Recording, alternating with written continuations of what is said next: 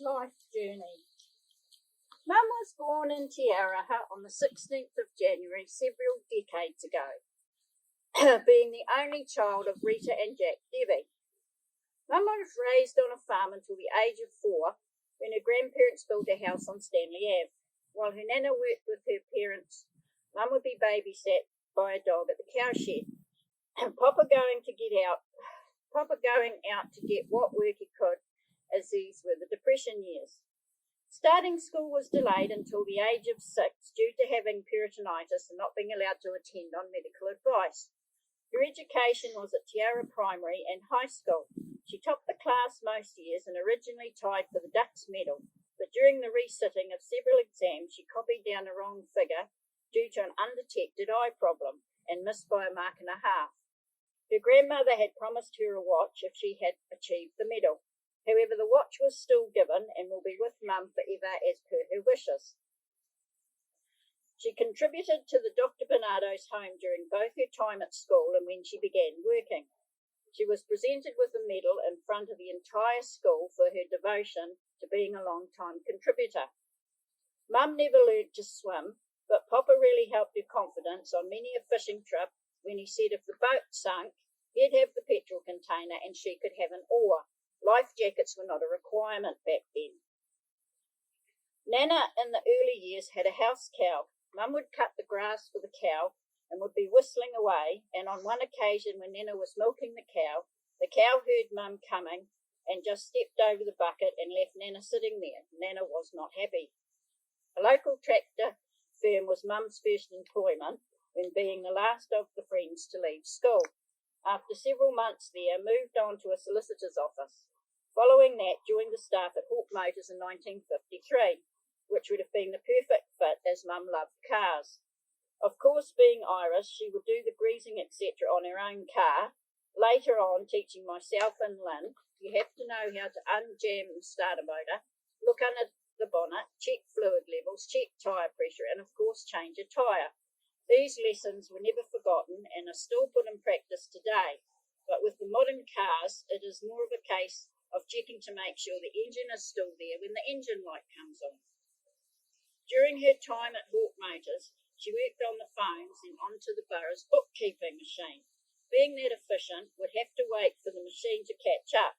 One day, the office girls were fooling around, and Mum was unlucky enough to go through the window, leaving a nice hole.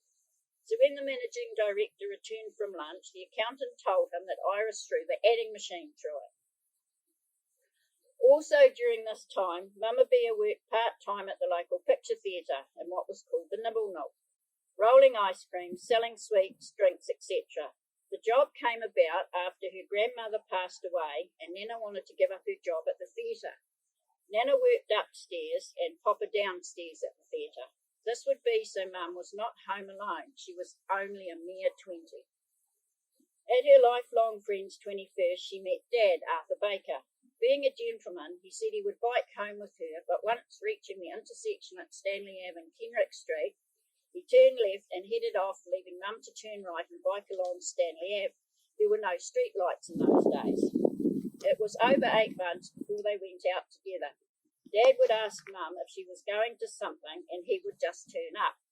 Dad was at that time stationed at Trentham Military Camp and would come up on the overnight train, which meant Mum getting up at the crack of dawn to head over to Frankton to pick him up and then returning and going to work.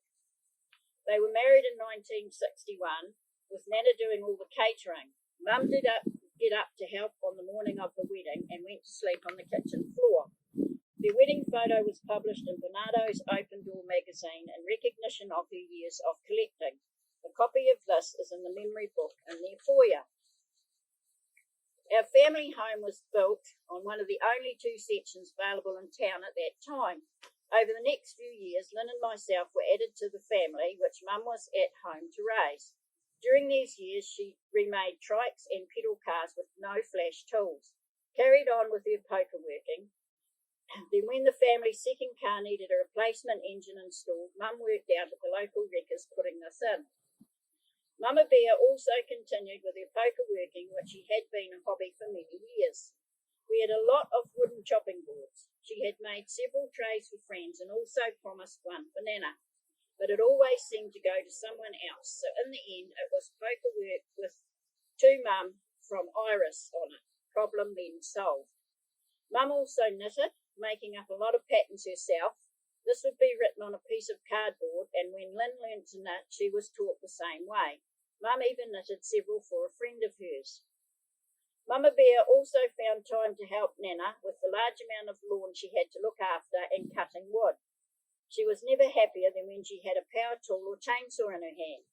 When Nana was widowed, she asked Mum if she could put up a door. With it being an older house to use the facilities, it was out the back door and onto the wash house, and I was always terrified. I used to jump across there. It just happened that Nana's brother-in-law was there one day and was a retired builder, so Mum asked him where to start. He told her to put up a 3x2 and just go from there, job done. A follow-up visit came from the comment, "We trained for years to do these things." Mum and Linda enjoyed many trips to Christchurch and for a special birthday, Queenstown. One wish was fulfilled with a trip to the Gold Coast in Australia, all coming about when friends lived in this area. These friends were members of the ABBA tribute band and who would often tour New Zealand, and of course many shows were enjoyed by Mum and Linda. It was decided the best way to beat the jet lag, stay on New Zealand time, which meant up around 5 a.m. and in bed by 8 p.m, but it worked. All the attractions they wanted to be seen were, and on returning from a day out, the person on reception at the apartment complex commented that they were never there. The plan was to see as much as they could, not sit around on the balcony. A previous organised trip to the USA had to be cancelled when Mama Bear fractured several vertebrae, and this was now not an option. Over the following years, she carried on, but the chainsawing days were now behind her and were passed on to me. But other tools were still made full use of. Heading on to Bunnings' tool department, the requested item was now a drop saw. This was needed to saw the cut-offs of timber, as Mum always liked to be independent, and this was far more enjoyable than things like cooking and housework. However, things changed in an instant on a rainy Friday in August 2018, when Mum got out of the car and her hip fractured. The following months were spent in and out of hospital. I took her home with me after the first surgery and tried to get her mobile enough so she could go home, which was quite a challenge, but she ended up being able to go home. But unfortunately, with Mum's osteo, the rod and pin did not hold. 2 more surgeries were needed, and each time returning with myself and husband back to my place to see if we could get her mobile enough to go home. But unfortunately, the osteo was taking over and Mum had become bedridden. Her worst fear was realised and she needed to go into care. Unfortunately, she passed away on April the 8th, 2020 at Kenwyne Rest Home.